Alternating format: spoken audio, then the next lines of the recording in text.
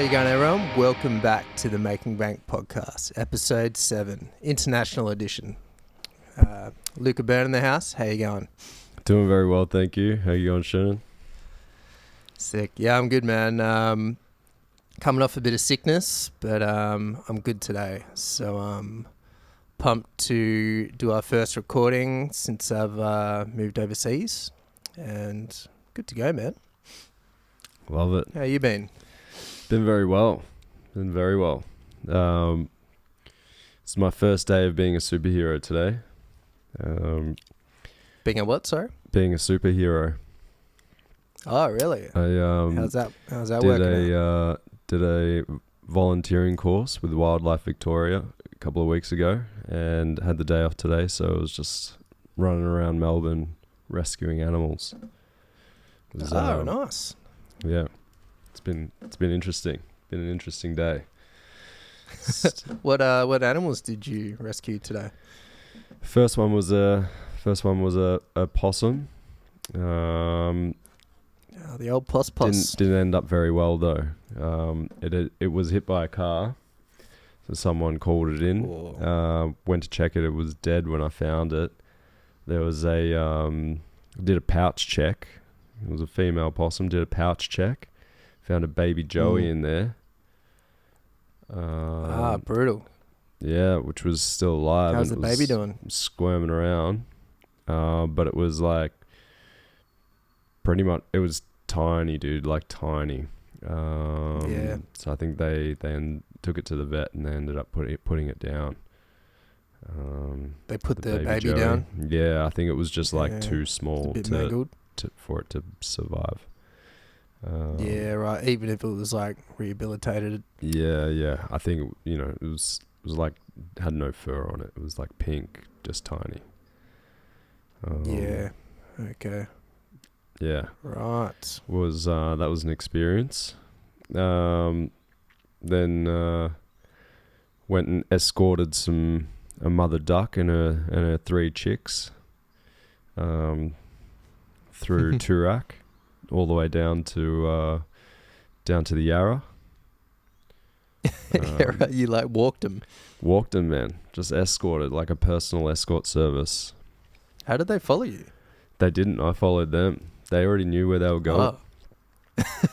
You were just like, stopping traffic if it comes or whatever. I was a bodyguard. I was a wildlife bodyguard.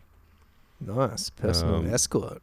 Yeah, we went across Toorak Road, made it alive, and then we went across the bridge. We were on the bridge, cross over the Yarra, and then the mother duck's just kind of like looking out at the water, and then she just like climbs like underneath the railing of the bridge, just jumps off.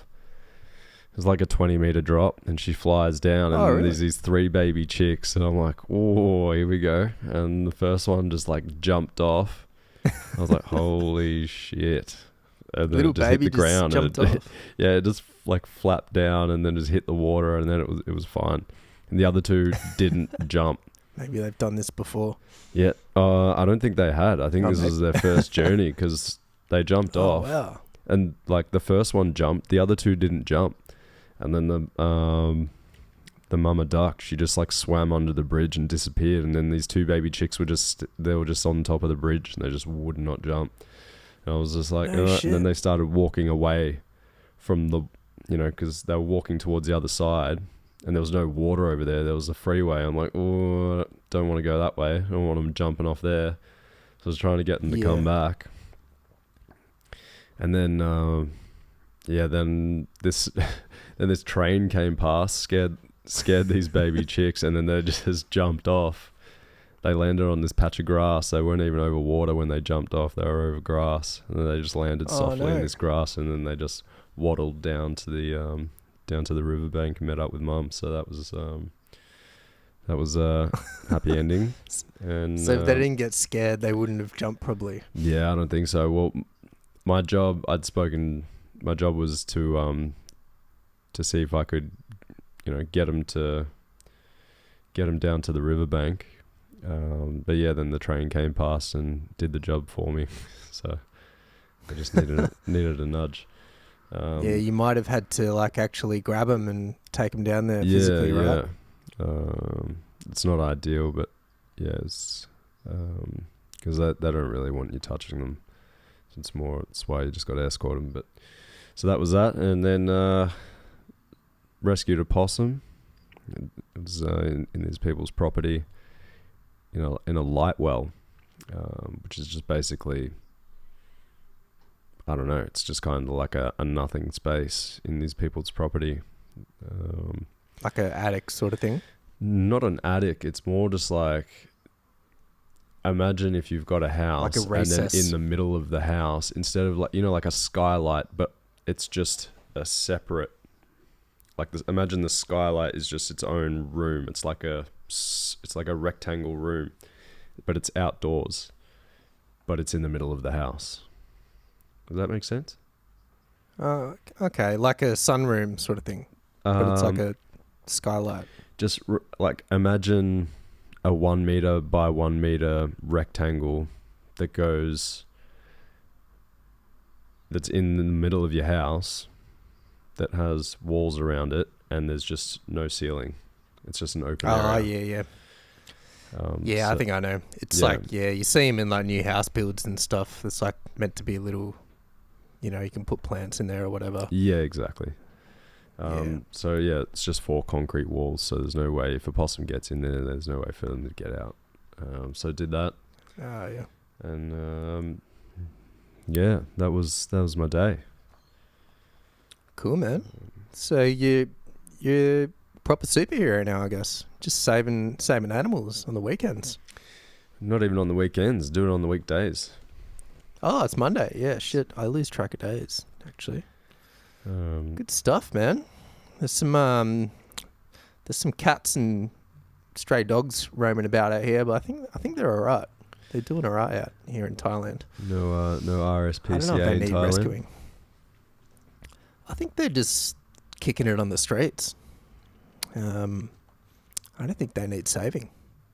Yeah, there's happy just feeding on the scraps. Yeah, they get fed. Just living. The street vendors get to know them. They kind of just live next to the street vendors and stuff. It's pretty cool. There's community pets. Yeah, I went to this laundromat down the road. It's in the Bang Chak area of Bangkok, and there's this. You can tell it was a laundromat cat. Like you could tell it kind of is there all the time, and it cruises in. And, like I've seen it like chill on these. There's these like desks where people can sit opposite each other. Then there's this elevated section in the middle of the desks, and the cat always sits on the elevated section. So whoever sits on the desks, they can pat the cat. So, Yeah, right. yeah, so I was doing that. It loves it. And then a street food lady came and fed the cat. And yeah, the cat knows where it's at. It's getting pats. It's getting food. So yeah, I don't know. It's but cats and dogs are different to possums and ducks and. Yeah, well, you've got the native wildlife, and then you've got the domestic animals. So we're all learning to live together. That's right, man. Cool. So, saving animals. Let's get into the biz talk. Can you share any recent observations relating to business and entrepreneurship, and your approach to it since our last chat? We've had a lot going on since our last chat. What's new? Yeah, there has been a lot, or haven't been a lot? Sorry. There has been a lot going on. I've been doing. Making any progress? I think I mentioned to you, I was doing the spinal energetics sessions, and they've actually proven to be quite handy in helping me with my business. Brainstorming ideas, especially in terms of freeing values. up your mind a bit, yeah. Yeah, there's been a lot of thought going into the values of the business, Previously we had, I think nature was the overall model. Yeah, We've since that come was going to be your to- foundation. Yeah. We had another potential value come up, which was rebellion. It's a little out of the left field, but it comes from the idea that, you know, as a kid I always kind of felt like a bit of a coward, but I found that when I wasn't, you know, when there wasn't something quite right, I felt that my rebellious side would come out, and even regardless of the situation or that I was in, that rebellious side kind of gave me courage to say no to whatever was going on. So I kind of had that realization and realized that, you know, sometimes being rebellious, Maybe you need to embrace it. Yeah. can give you the courage to be different, or to say no to something that you see is not right, or that could be better, or that could be done a different way. So that's where I get my courage. So I think that's going to be one of my values for the business, and encourage other people, you know, anyone Encourage who might be courage. encourage courage, exactly. Yeah, so we had that came up in the sessions, and Nice, man. Yeah, well, like, you know, being rebellious, I don't know, it's about, you can see it as just an extension of being true to your values, I guess. And not getting, not letting people step on you sort of thing. So I think everyone should have that sort of trait. So that's cool that you've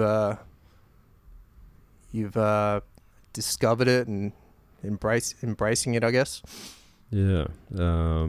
And then the most recent session I had, we kind of touched on adaptability.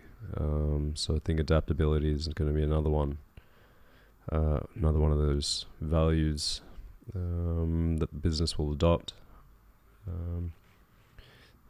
Adaptability, yeah. Yeah, I guess looking at human nature, you know, humans are successful because they're able to adapt. I think it's humans and cockroaches have the best ability to adapt to situations, which is why you can find humans anywhere where there are cockroaches, and cockroaches anywhere where there are humans. Yeah, that's true. So yeah. I think for any business to be successful, you need to be able to adapt. Absolutely, yeah. I've heard that being said multiple times from different kind of people who I see as mentors.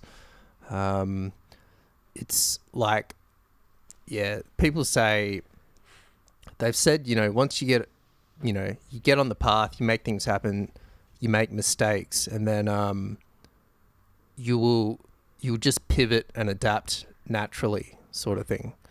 But you're not going to be able to have that chance to adapt and pivot if you don't start and see where, you know, realize the path you're going on might not be the right one. So I'm kind of maybe experiencing that slightly now. But yeah, absolutely, man. And I like adaptability better than change. I think with change, if you say, oh, you have to change, people think they have to change who they are.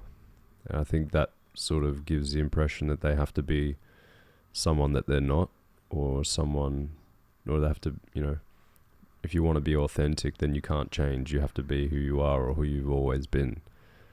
Yeah, I was more talking about in like a business sense, as in like change the direction of your venture, not like a personal. Yeah, well, I mean, psychology I feel sort like of they're thing. kind of, you know, they are similar in the sense that, you know, especially if it's someone who has started a business, you know, they might be a founder of a business, they might be self-employed, whatever the case may be. And if you say, oh yeah, the business needs to change so that it can keep growing, you know, there's people tend to always have a personal association with their own business if they are the business owner, or if they're still in charge of making the decisions on that business, if they've started that business. So sometimes, having to make that decision of, let's change the business to something that isn't congruent with who they are or their values, then they're less inclined to maybe change. Whereas if you use the term adapt, then it's not as much, still be who you are, but let's just make a slight change in the direction, or let's make the business be able to adapt to the current situation, so that you can still be authentic, I guess. But yeah, I guess people still sometimes aren't willing to make those decisions. There's a pretty good example of I'm doing some contract work for a company at the moment, and they're using a power tool, and there's a particular bit for this power tool that has become very useful for them in what they're doing in their projects. And the guy who invented the power tool, he's selling the drill with the bit, but everyone just wants the bit. They don't want to buy the whole drill because the drill's very expensive and it's quite large, and you need a whole extra bunch of parts like a generator and everything, which people don't want to buy. But the drill bit is really, really, really, really handy, and it helps people with their job, gets it done faster. Is it like that? I want to sell that bit separately. But yeah, the guy doesn't want to sell the drill bit without the drill. He wants to sell it as a package only. I guess there's a reason for that. Yeah, like maybe. Well, there's a reason for it, but he could be making a lot more money if he just sold the drill bit, separately. Separately, yeah, but he doesn't want to do it. So it's is the drill bit easy to source, or is it? Well, he's created it, but it's not patented, so anyone could really make it, and it's probably only a matter of time before someone copies it and then just starts selling it themselves. So that's it's just a good example of someone who's come up with an idea. They've created something that's really great, a product that everybody wants, but he's like the gatekeeper, not giving access to anyone to have it unless they purchase the whole thing. So it's kind of at a stalemate, and like I said, it's probably only. And he's not selling many drills. No, and because the other part isn't the drill itself isn't entirely necessary, because you can just put this drill bit on the end of a grinder, and just use a grinder, which is a lot handier. It's a lot smaller. It's more compact, more portable. Yeah. Especially if you're walking through the bush or if you're climbing a tree, having a so he's not really adapting.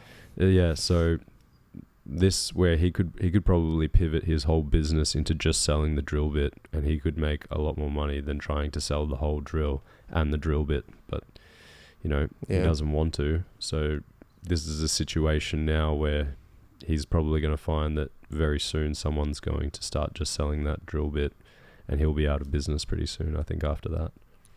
Yeah, damn, he should definitely be patenting that. But it's I can't see why. I wonder why he doesn't though. Like he I mean, there seems to be a lot of demand for it, so he could probably just sell the bit separately and actually jack prices quite a bit if he's worried about money. Well, yeah, I mean, I'm not sure what the mentality behind it is, but that's just, I guess it's relevant to what we're saying. It's just an example of someone who doesn't want to change the way that they're doing their business or the way that they're running their business.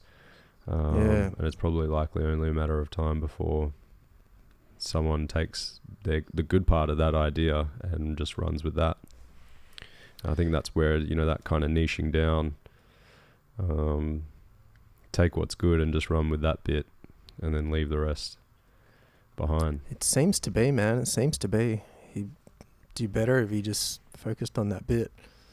And I mean, I think part of that comes down to I guess it's probably hard if you're a creative person, you come up with an idea that you really love.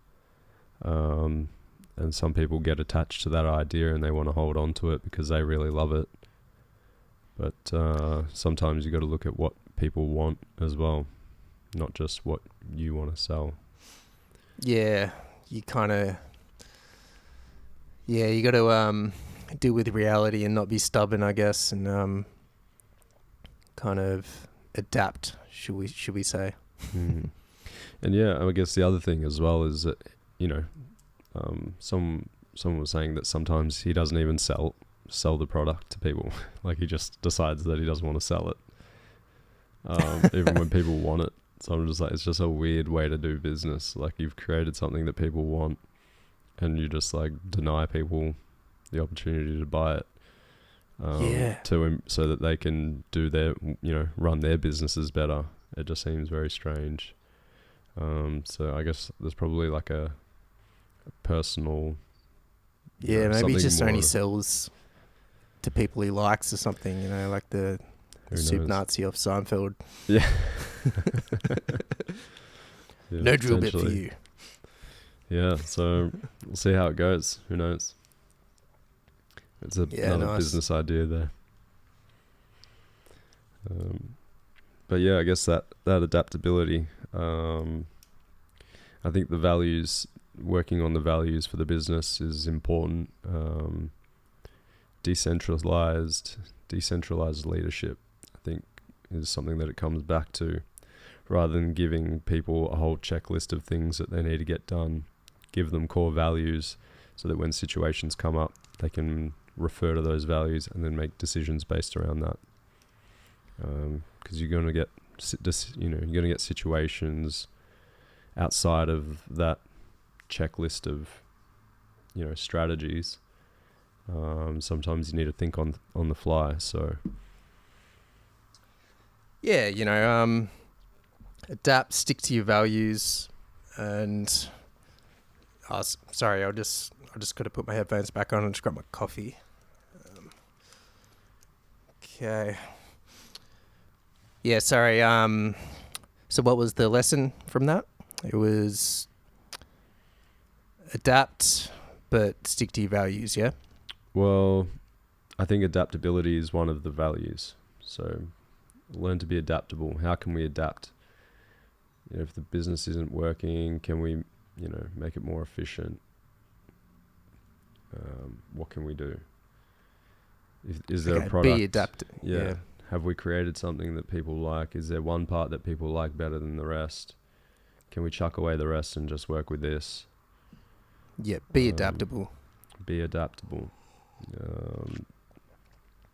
Try not to be too rigid with the idea. Be able to let go if it's going to benefit the business.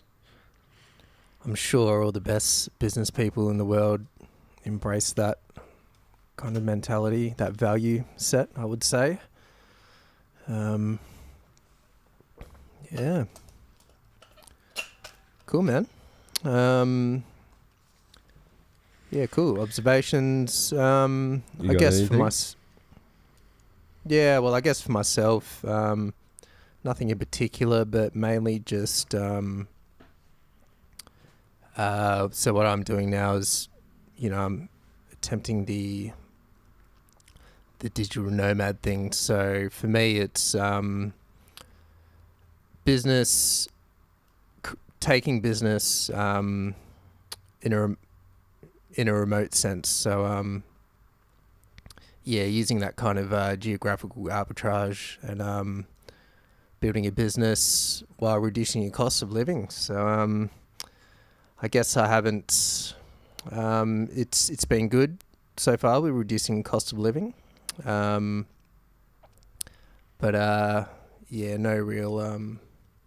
real observations as such. How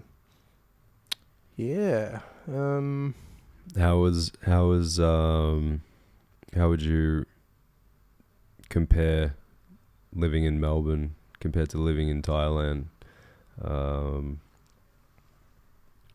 How different is working on your business here compared to working on your business there?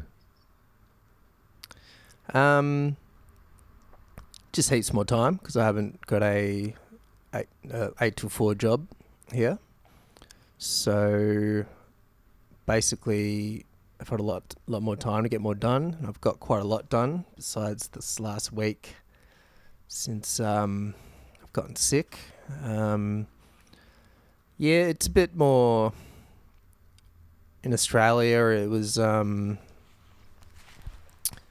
guess my focus towards the end of my time in Australia was getting out of Australia. So I guess I got quite a bit done in Australia because I had that kind of motivation to get out. But here, you know, I've had to balance, you know, the traveling aspect and being in a new country and like wanting to explore a little bit when I first got here, and at the same time work on building some income. So that has been a little bit of a challenge, but not too much. You know, I'm in a new country, I've got to explore a bit and have a little bit of fun. But yeah, no, generally I've been able to structure my days where I'm, you know, at least 6 to 8 hours getting stuff done. So with my potential digital marketing business building sales funnels, I've kind of it's been quite a bit of work to build my personal websites up. So I still got a bit to do. I've done all like the sales copy, all the design. I just need to, you know, add a few things like a lead magnet and some personal photos and stuff. So in terms of getting things done, it's been fantastic.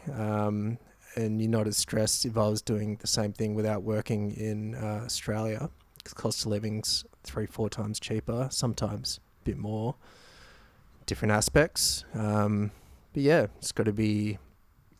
I've spent more than I would have liked to, just because I don't have the knowledge of just like being able to save money in, you know, just the local knowledge of being able to save money. But you know, I've learned those lessons, and yeah, we'll be able to live much cheaper from now on. So yeah, generally, yeah, you know, culture's different, people are friendly here, in a different way, I guess. Very respectful culture, lots of smiles, a lot more freedom here. I've realised it's more live and let live, which is what I prefer, what I like. You know, one example is, you know, you can choose to wear a motorbike helmet or not here. It's really up to you. So you can take that risk. Yeah, you can, and there's probably no limit on the amount of people you can have on motorbikes as well. Yeah. And the amount of things you can put on there. From all the names that you see, it looks like there is no limit. Yeah, so I dig it though. I love it. I love motorbike taxis as well because they're so cheap, and if you just by yourself, it's sweet. You just get the Grab app out, or there's like just the normal motorbike taxi dudes, some girls, but yeah, mostly dudes all around. And yeah, jump on, you know, a couple of bucks, gets you to a different area. Yeah, get to cruise on a motorbike, discover new areas of the city, so that's been cool. Yeah, you know, you got weather. The weather's really warm and consistent over here. Yeah, definitely sweat more. So if you don't like sweating, maybe not your thing. But yeah, you gotta have a few showers a day, I've realised. So yeah, overall good, man. And I think very good if you want to buy some time and build something for anyone interested in doing that in the audience. So So you say Yeah. if you were looking to start a new business online, something where you can work from home, potentially moving somewhere where the cost of living is pretty low might be beneficial, maybe for 3 to 6 months, get everything set up, get it running, and then move back home wherever you're from, or if there's somewhere else that you want to move to. And this is like a good way to sort of give yourself some time to set up and get going without Absolutely. having to worry about Yeah. financial stress of keeping up with the bills. Absolutely, man. It's the way to go if you want to build that sort of location independence, and it will buy you some time. Like a month's worth of living costs in the West, might buy you 3 months here, 3 or 4. So if you really want to build something, and even if you do want to go back to your home country, you always have that option because you're location independent. So and and if it doesn't work out, you can always go back to your home country, and but you would have built something in the meantime, or and then you can try a different country.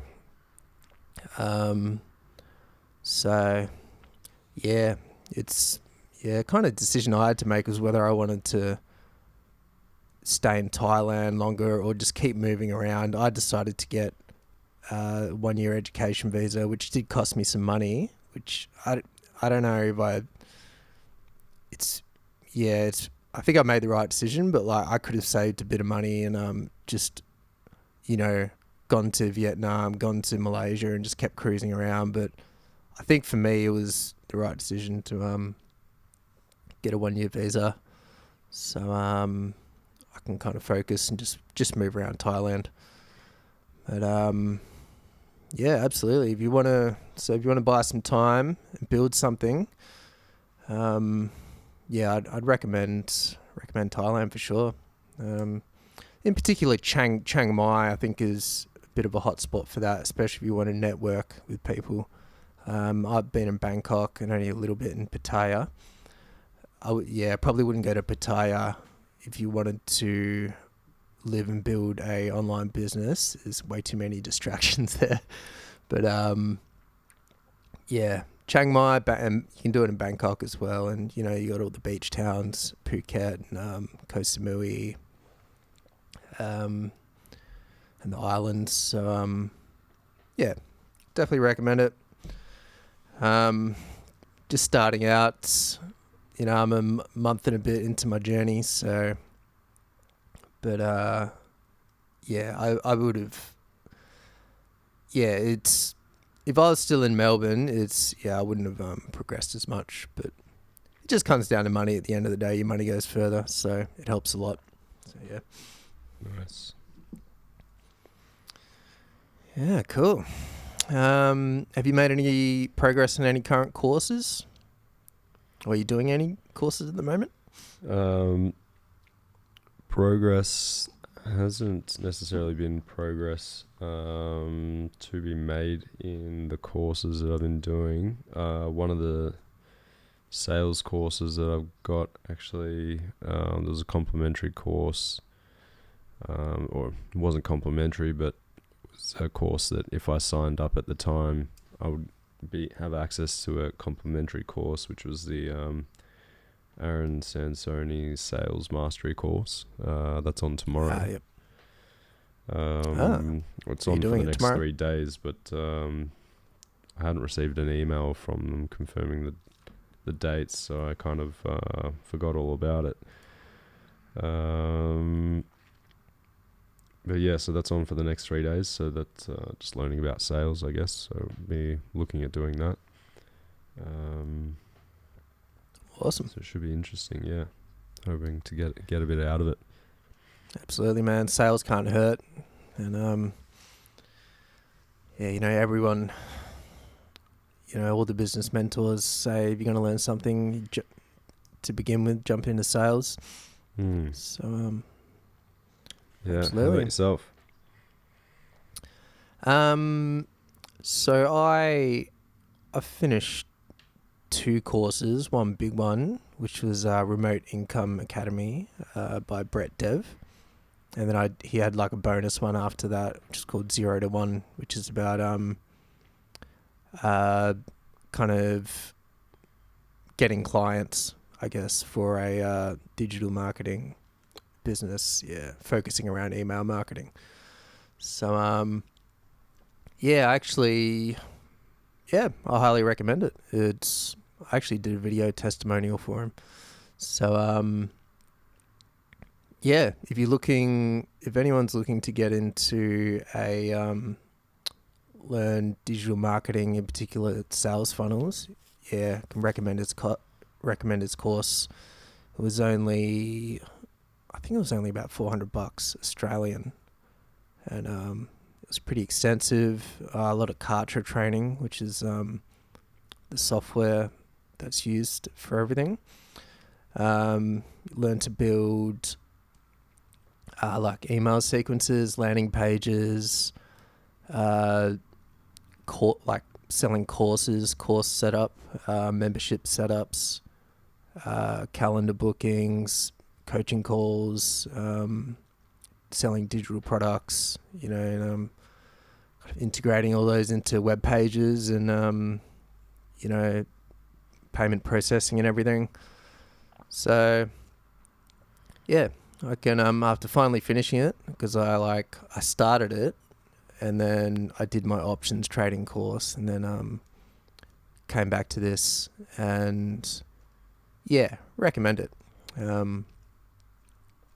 Yeah, and I can also recommend learning this if you're not looking to do marketing, but marketing for your own business, I guess. So if you have a product that you want to sell or services that you want to sell, I'd recommend this course just for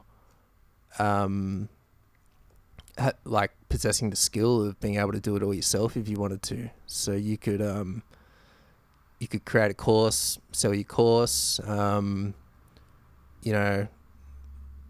a landing page sales funnel, build it for yourself for whatever you're selling. If you have a digital product, say you're like a fitness trainer, you're selling like online classes or whatever.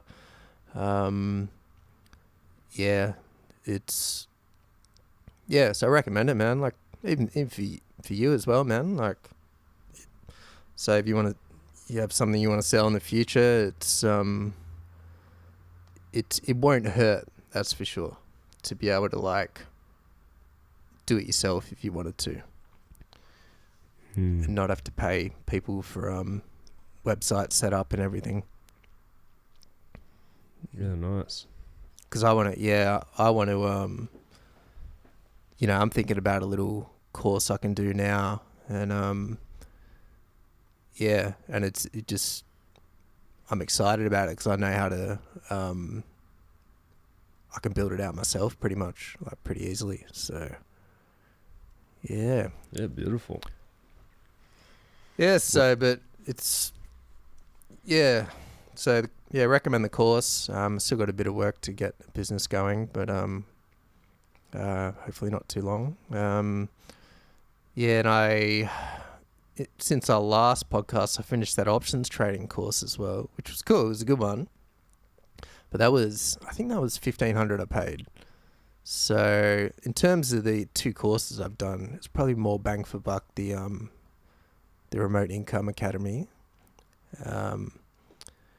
But it was a really good course, the options trading course, which is Options Income Academy by Henry Moldavsky. His YouTube channel is Invest with Henry, if anyone wants to check it out. I think I got a bit of a deal on that course, but I think it's usually more expensive. It was great, but I ran into a roadblock because I pretty much got denied for the starting account with the main options trading platform in Australia. So pretty much I've started like 4 or 5 brokerage accounts, and they all like don't allow you to sell options. Or like I have to like earn a shitload of money to be able to sell options. Yeah, so right. I definitely hit a roadblock there, which sucks because I was so ready to go. Like I got this platform called Tiger Brokers, and I'd watch YouTube videos of people selling options through Tiger Brokers. So I'm like, oh sweet, I can sell options through here. They call it short selling, and I'm like, sweet. So I'll go through all the effort, which is a pain in the ass applying for brokerage platforms, because you got to like, you know, put all your income and, you know, photo your passport and all this shit. It takes quite a while. And then I get to like, I go to sell an option, and then it's like, oh, you don't have access to this. I'm like, what the fuck? So yeah, they didn't really explain it to me, but I just assume it's like for different countries, they have different, it's because of regulation. So this is why one reason I'm against government regulation as well. It's like, you know, I think it's like an ASIC thing, the Australian Securities and Investment Commission. So if there was someone else out there in any country looking to do options trading, what could they do to find out whether they'd be eligible for access to trading before they apply for the courses or buy everything? Is there anything that they could do there? Pretty much you're going to have to, like, because the information on their site might not even be right. Like, you're probably going to have to call them or like direct email them and ask them if you can sell options. Because all of them, like, you can buy options at the very least, but there's restrictions on selling for some reason, because that doesn't even make sense to me, because there's more risk in buying options, I think. So there's more risk, but it's easier to do. Yeah, it seems to be, because when you're selling options, it's like the risk is like, you know, the risk beforehand. So yeah, like, you know what you're gonna have to do. You're either gonna have to if you sell a put, you're gonna have to buy the stock when it goes to below a certain strike price. You have to buy at that strike price, so you're gonna have to buy 100 shares at a certain price. And if you sell a call, you're gonna have to sell your stocks at a certain price, so you know, but you're actually getting money for that. So it's like, so when you're selling options, like, it's, you know how much money you need to on the selling put side to like buy that stock if you need to, and then on selling a call, you know that you're gonna have to sell your stock at a certain price. So if you've bought it, so depending on where you've bought it, lower or higher, you can assess that risk, so you know to sell at a certain strike price. So yeah, you get to sort of predetermine the risk as well as the price that you're willing to pay if it doesn't work out. Yeah. Or it still works out, but yeah. Yeah. Whereas if you buy a put or buy a call, there's no guarantee it's going to hit your strike price. So you're going to lose that money, and that could be a lot of money if you're buying, you know, multiple contracts. So so I guess yeah. So it's why I'm an anarchist, Luka. I don't like government and regulators. Just make life worse for everyone, pretty much. on a net level. This is where you have to adapt, Shernon. You got to find out where you can adapt to the situation. Yeah, I should have sussed out a brokerage platform first before I left Australia as well. I should have got my course finished quicker, but I should have adapted. Actually, right. I just assumed it'd be alright. But I do have, you know, apparently there's this platform called TradeStation, which is an American company, which I can sell options. So I've test funded my account. I've transferred $2 to make sure it gets there, and then I'm gonna fund my account. But yeah, so hopefully that works. But it was different from like Tiger Brokers, because Tiger Brokers, I could just transfer in Australian dollars and hold Australian dollars in my account. But this one I have to use US dollars, so I got to send a wire transfer, which if it's quite a bit of money, it could be more money in fees. So then you got currency conversion, but yeah, just a bit more of a pain, but should work in the end. But yeah, any advice to anyone wanting to trade options out there? Yeah, make sure you have access to selling options on your brokerage account. Because the main one in Australia, Interactive Brokers, they I did like a test on their website and everything. They still didn't let me get access. It's about like how much money I have, pretty much. Yeah, which kind of sucks, but I guess I got to adapt, hey, Luka? That's it. Got to adapt. Yeah. That's it, man. What else we got? So your business ideas, are you currently developing any more or working on anything? Any new skills? You're just kind of building a foundation at the moment, aren't you? Yeah, I'm still not clear on what the business is going to be. I'm thinking about creating a podcast where I just explain ideas that I have and try and create teams of people who are interested in the idea. I think a lot of what I've been listening to lately is, people are there's plenty of great companies out there and there's CEOs out there who are doing great things, and they've created these, great cultures, cultural environments for their employees, creating fun things, keeping people engaged, but people still seem to be leaving,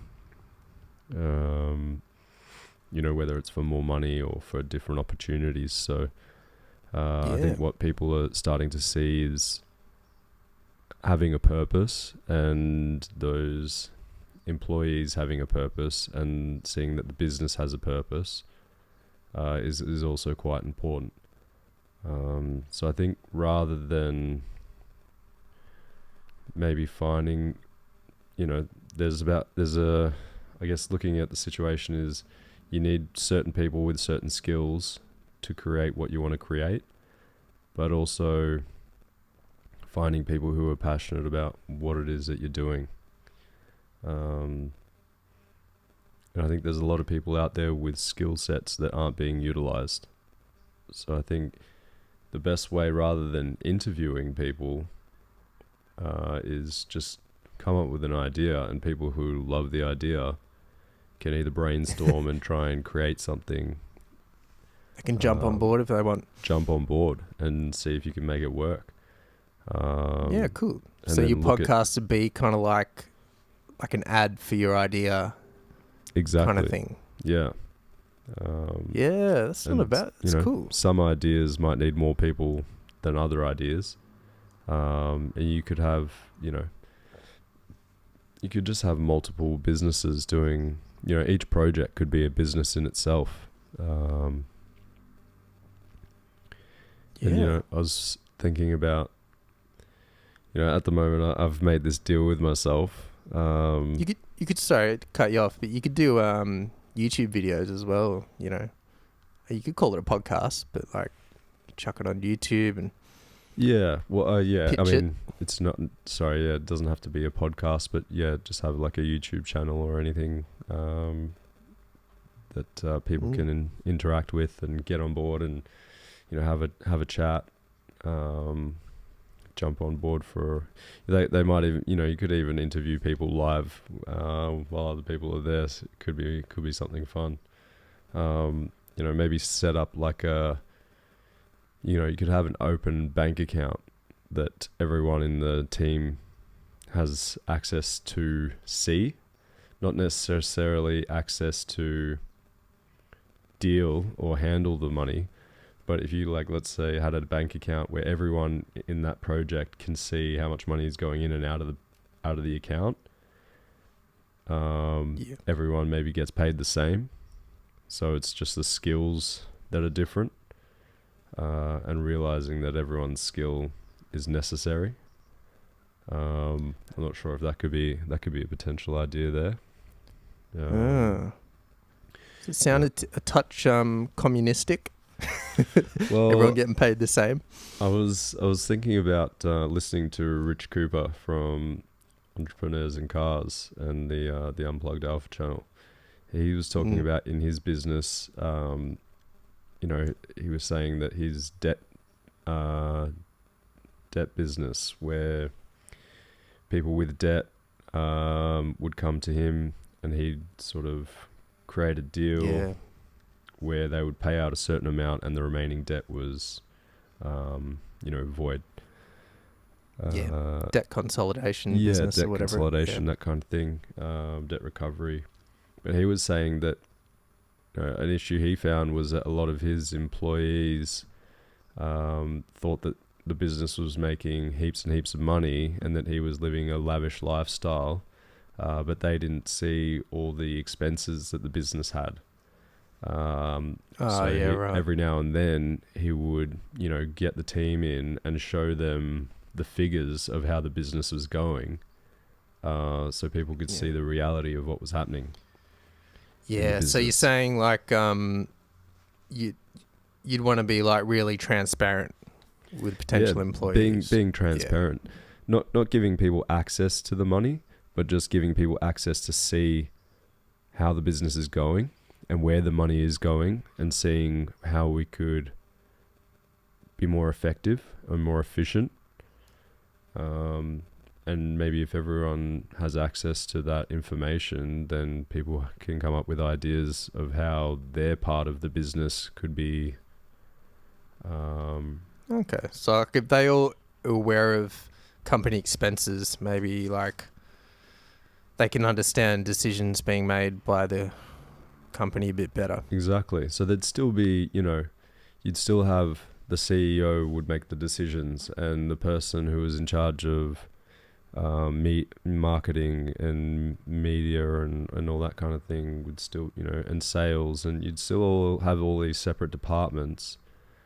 But maybe they have just, there's still a hierarchy of decision making. But you just have more transparency, I suppose. It's just a potential idea. I don't know if that would work or not, but it might be something that you could do on one project, just to see how it works. Yeah, why not? I guess. But I don't know. That was an idea. Yeah, increase transparency. Yeah, and to do a podcast where you advertise, where you put out your own business ideas, and hopefully people will get on board. Yeah, is that the idea? Yeah, exactly. So yeah, a lot of the ideas lots that of I ideas, have are in, they're in industries that I have no experience with, so they're simply ideas. So it's a good way, I think, if you put those ideas out and see if they have, get people to validate the idea. If there's enough people that like the idea and people that are interested in being a part of it, then why not start a business and get it going, get it off the ground? You could do business idea hot or not. Yeah. Just is this hot or is it not? Look, if there's enough people that are interested in it, it doesn't matter if it's hot or not. If you've got enough people that are willing to jump on board and give it a go, then you can test it out. Well, that means it's hot. Well, exactly. It's at least hot enough to try. Yeah. You just don't want to be too hot to handle. That's it. I mean, being too hot to handle is not a bad thing either. Yeah, that's right. All right, cool, man.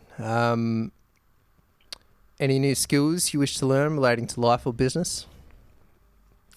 I think probably learning how to create usable apps, so like plug and play apps, or just, you know, websites where you can just set something up where that people can just use. Like, it doesn't have to be fancy, but just something that is bare bones, that people can just start playing around with, or that you can start playing around with. That would be probably the next thing that I'd like to do. Like, you'd want to be able to create that app easily, is that what you're saying? Yeah, or just something that doesn't require coding. I think there's a couple of programs now that you can use, you know, that don't require you to like put in too much code, or I think it's quite basic, so that someone with no... Yeah, so like a kind of like a drag and drop app sort of thing. Like you know, like you have website builders that are kind of drag and drop and stuff. Yeah, exactly. You think like a really easy to use sort of app builder, yeah? Yeah, exactly. So That I think would be creating cool. something like that, just to have a bit of a play around, so that Is there anything like that out there? Do you know?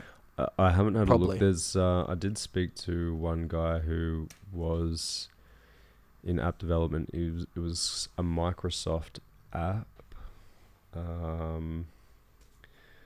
a Microsoft app builder. I'm not sure what it was called. I can't remember what it was called, but I'll have to follow up and check it out. But yeah, that's cool. probably something that I'd like to get into. Yeah, nice. Yeah. So like an app building skill, maybe. You want to learn that? Yeah. I don't really want to spend too much time learning it in depth, because there's already plenty of people out there who are good at it, who are great at it. So it'd probably be better off just hiring the right people to do the job, but just something that I could create myself to sort of give as an example of what I'm looking for. Okay. You know, just like a potential idea. Yeah, that you can kind of, you know, do like a quick prototype or whatever, and then like Exactly. send it on to someone else. Yeah, just really just to create a prototype, a basic prototype, just to give people an idea, so they've got an image in their mind of what you're looking for, and then they can sort of build on top of that, or have, you know, offer suggestions as to how the best way to create something like that would be, or what you can and can't do, what you shouldn't do, that kind of thing. Yeah, cool. Have you got any app ideas? Yeah, you got Gig Buddy. There's there's a few kicking around in my head. The latest one is, you know, I've been looking at foods, so different foods. I was talking to one guy in the gym. He was saying that his niece created a meal plan for him. He looked at the meal plan and he was just like, "There's just too much going on. You know, I'm not going to go out and buy all these foods. It's just, you know." I think it was a bit overwhelming. Yeah, right. Yeah, it was too tough, the meal plan. Yeah, and, you know, I've been looking at different food groups, carbs, proteins, fruits, vegetables, alkaline foods, acidic foods, which food groups you can eat together, which ones you should never eat together, which ones you should, you know, if you eat this food, you should leave at least a couple of hours before you eat another meal. So seeing all these different things, if there was an app where it's like, okay, foods that you eat regularly.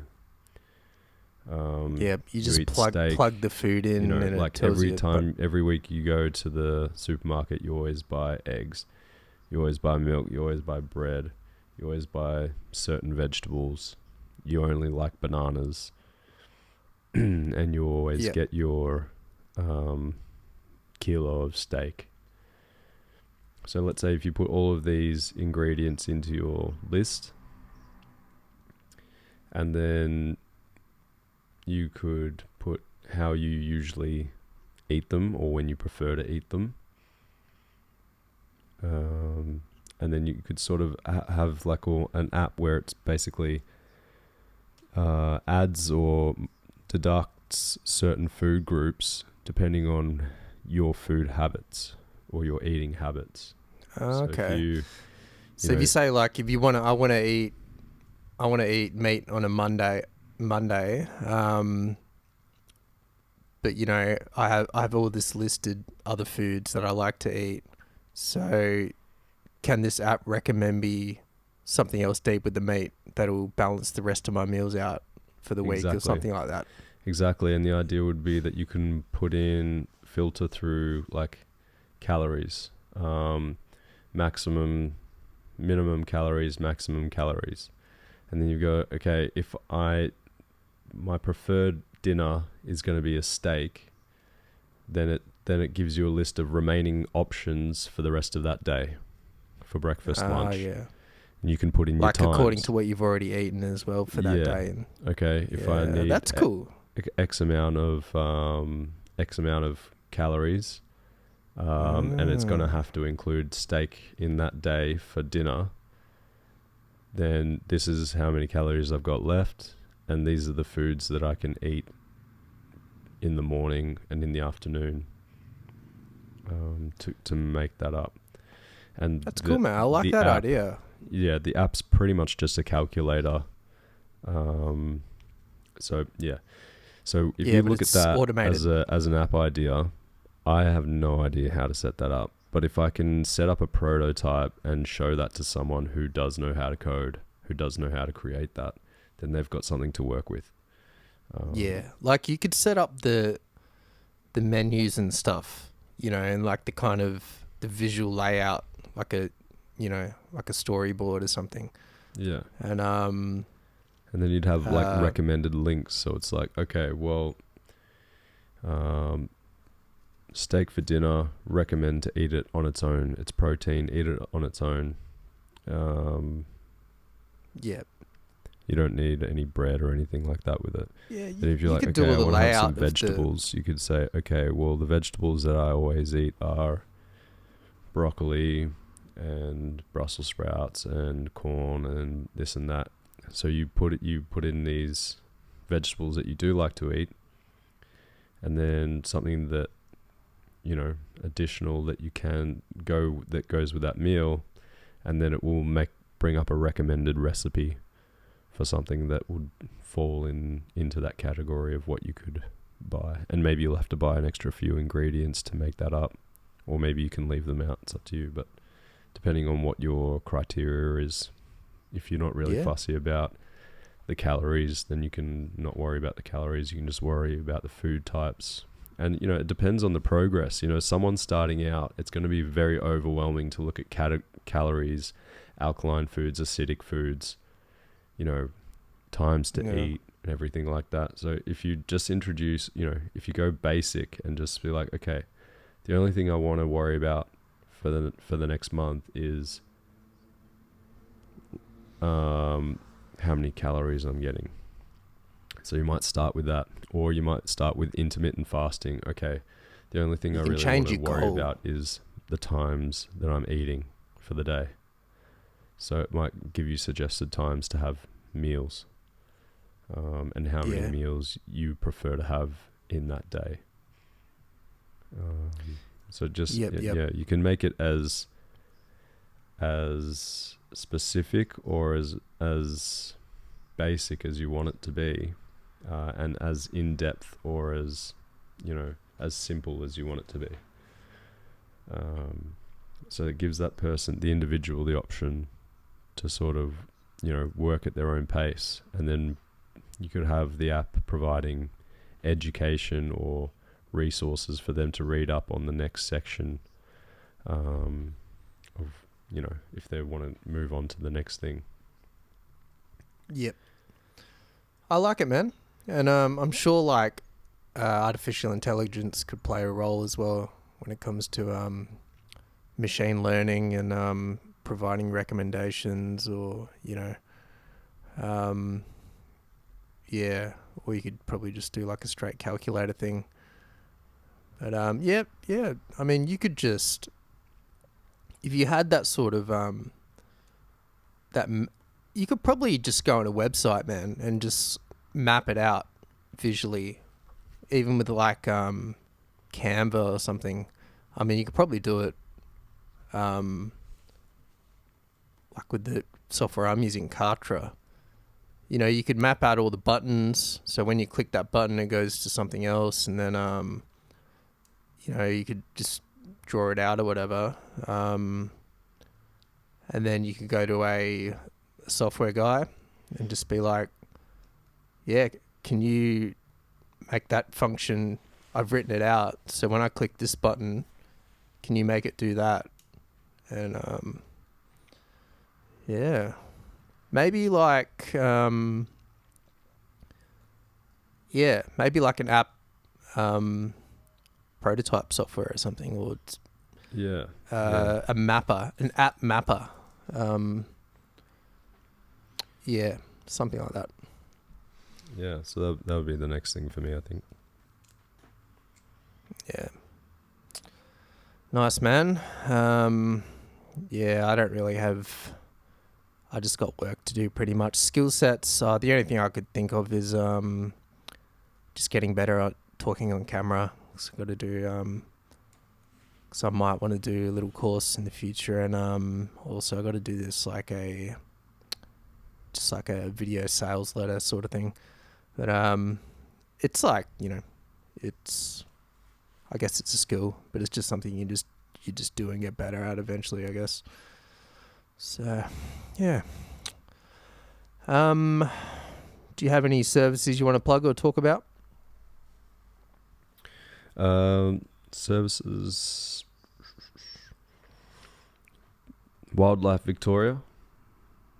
Plug them if you want to. If you're in Victoria and you're come across any wildlife that might be injured, or if you're interested in volunteering, go check them out.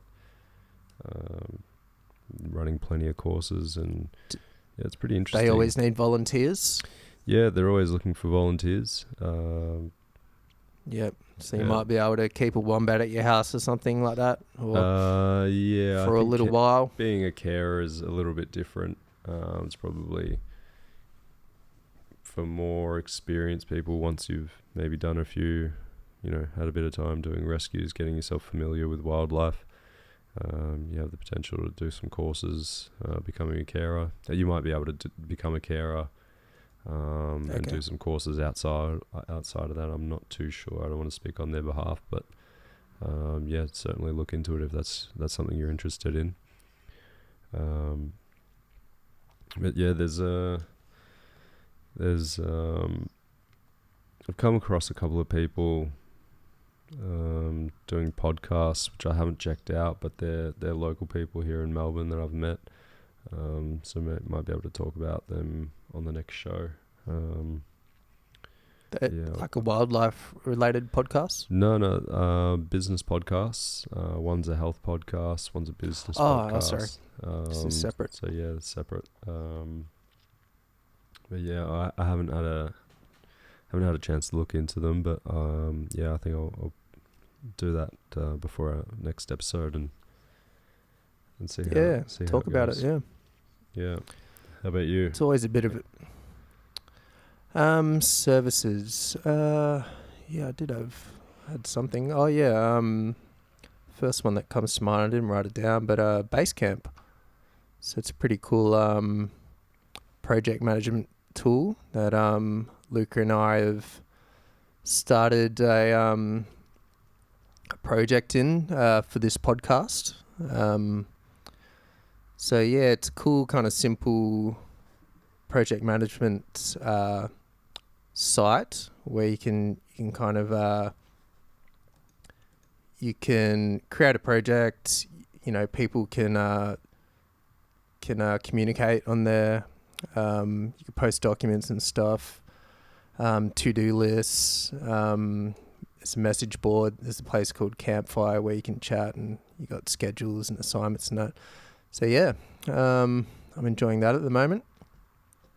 Would definitely plug this for anyone wanting to start a business or onboard clients, especially.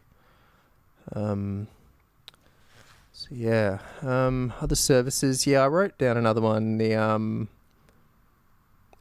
Canstar mortgage calculator. So yeah, pretty much property is a religion in Australia. So lots of people dealing with changing interest rates on their mortgages, and potentially looking to buy a new house. So yeah, I've always used the Canstar mortgage calculator, and it's just really, really easy to use. And all the numbers you plug in are there for you, and you can just kind of click and drag and see how much your repayments are going to change over certain time periods, or with a certain amount of remaining left to be paid on your mortgage. So yeah. So that's a really cool tool for anyone with a mortgage. And yeah, I think that's it, man. Nice. Might have to check it out. Yeah, it's cool. Like I was thinking, our mate Dogs might have, he's a bit of a calculator with his job, I think. And I wonder if he's used it, but I'm sure he has. Right, where we at? All right, macro. You got any macro observations, current assessment of financial markets and cultural and political factors influencing our lives, Luka? I was at a comedy show yesterday and spoke to a guy called Jez. He's one of the guys that has a business podcast here in Melbourne, and he's saying that he works at the Preston market, and there's a bit of a situation at the moment where it might be potentially being closed down because they want to build apartments. So looks like our earlier conversations about all the markets being closed down are potentially coming to fruition. Bugger. Yeah, it comes down to, that's a macro risk for sure, man. It's if you have a brick and mortar store or stall somewhere you set up, you're always there's always the risk that the landlord or whoever's going to change up the deal, and factors change. So yeah, bugger.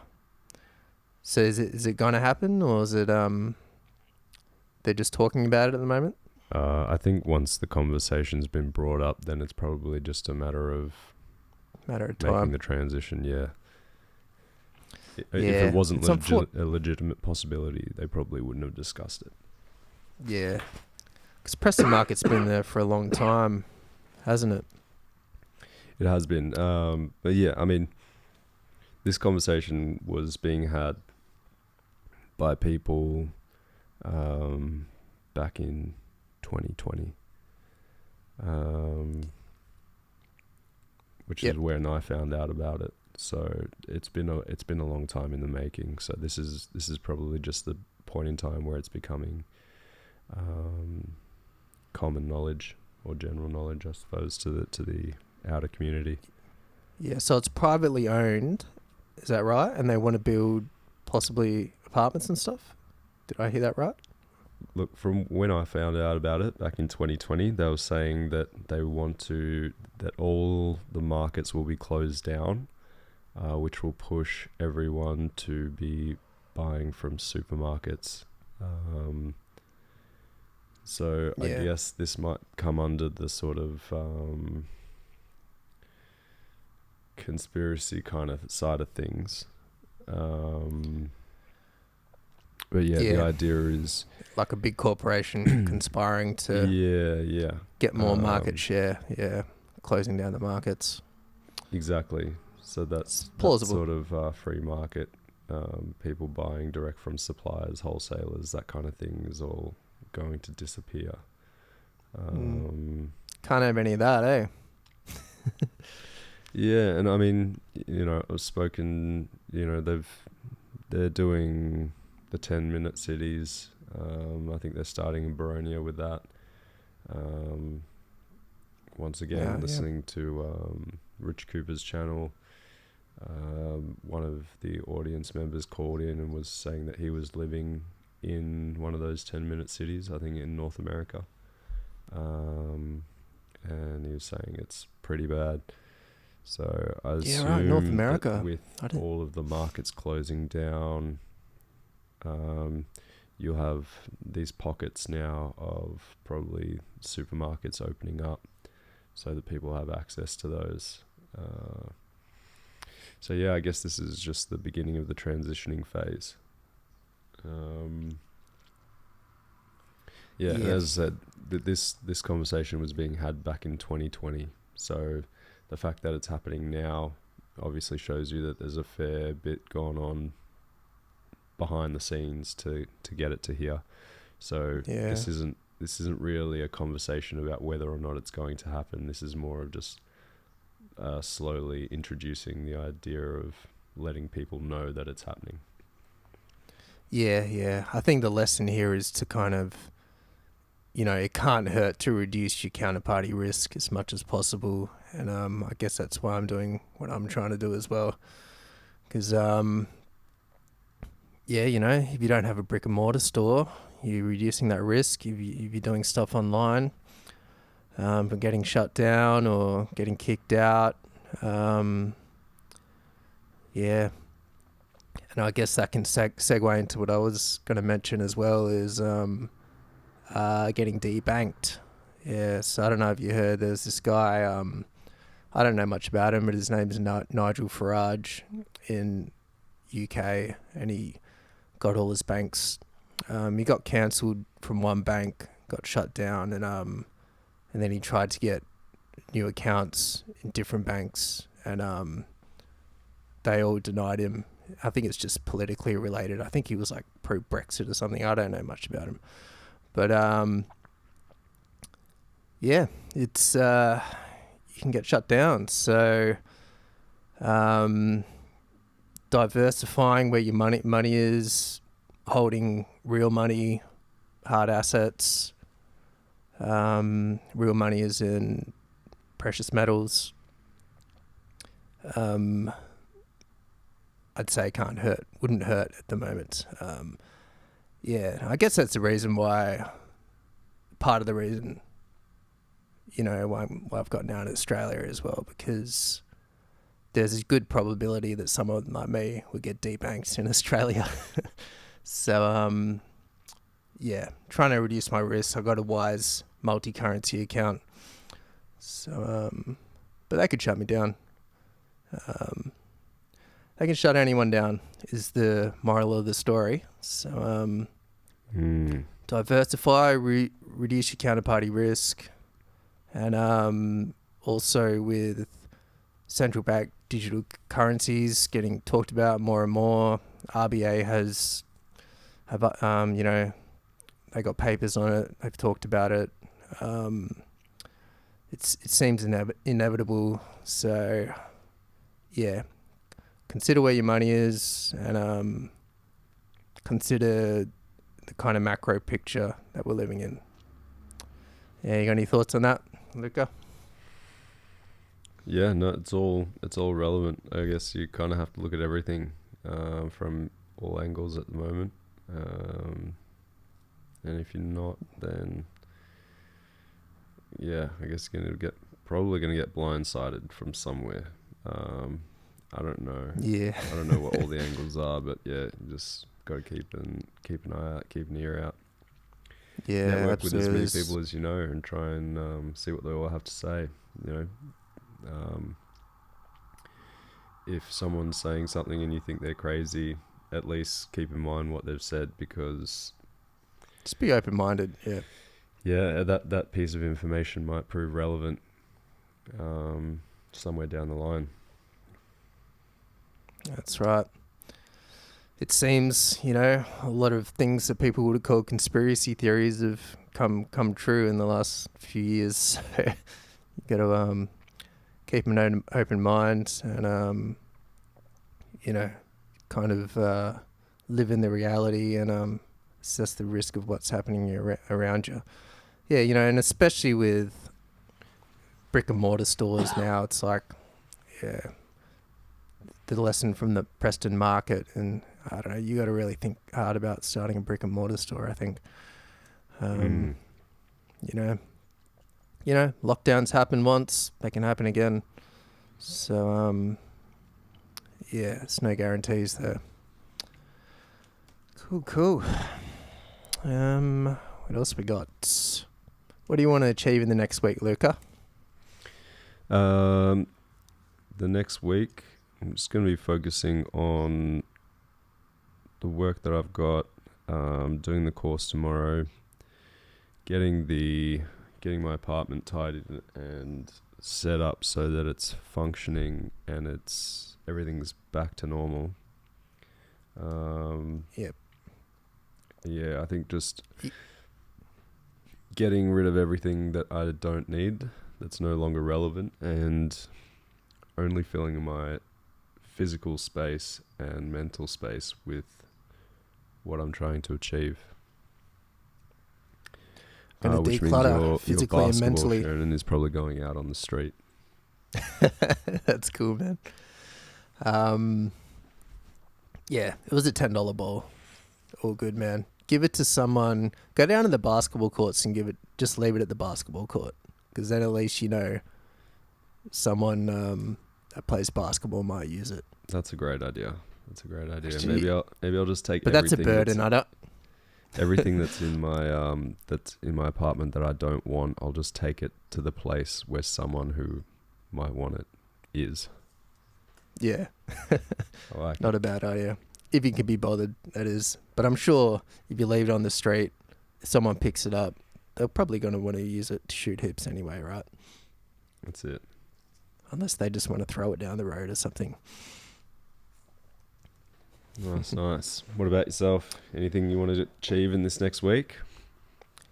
Yeah, I want to get my personal sales funnel for my business up and running. So that's the focus at the moment. Get that up and going by the end of the week. I've got a few things to do. Get a lead magnet, do a video, and get a couple of images. I might be able to use images I already have, but that's something I wanted to do in Australia before I left. Take like a couple of good, individual photos for the reasons like this, for various business reasons. That can't hurt. Maybe that's a suggestion for people as well. Like if you're looking to get into business, can't hurt to have a couple of photos of yourself, half decent photos of yourself. So yeah, so that's what I want to do. Yeah, just kind of got to move some. Got to focus on those little things. Move some big rocks first. So instead of focusing on the smaller ones, I guess. Nice. Yeah. Okay. I've got some other topics, but we're coming up on, I think, an hour 20 now. So yeah, I think Yeah. I've got to call it. Yep, your phone's probably about to die as well. So, well, we've gotten this far, man, and hopefully it hasn't stuffed up, and we have a successful international podcast.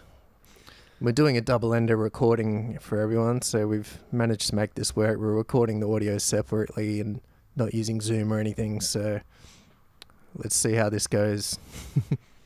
We'll pose one question to the audience. If you would like to listen to a podcast that introduces ideas, business ideas, and if you'd like to be a part of them or join in the discussion about creating those ideas or building on those ideas, let us know in the comments. Just see if you reckon the YouTube channel is worth a goer. Yeah, and also with the YouTube channel, I'm going to get rid of the markets and culture thing. I'll probably delete my other videos on that channel, and then I'll just change that channel into the Road to Making Bank channel. So if you just search the Road to Making Bank on YouTube, it should come up. And we're also on Spotify, Apple Podcasts, a bunch of other different ones. And all should be linked down below somewhere. And questions. I don't know if I have any questions for the audience, but so I think we'll wrap it up there. Yes. Beautiful. Good talking to you, Diggs, and glad to hear you doing well over in Thailand. Doing all right. Cheers, man. And good to get a pod under the belt, episode 7. So I'll talk to you soon, and we'll stop recording. Actually, I'll talk to you after. We'll stop recording, and I'll have a chat to you. I think I might have an offer for you. So, sounds good. So cool. Thanks for listening, everyone, and we'll catch you next time. Cheers.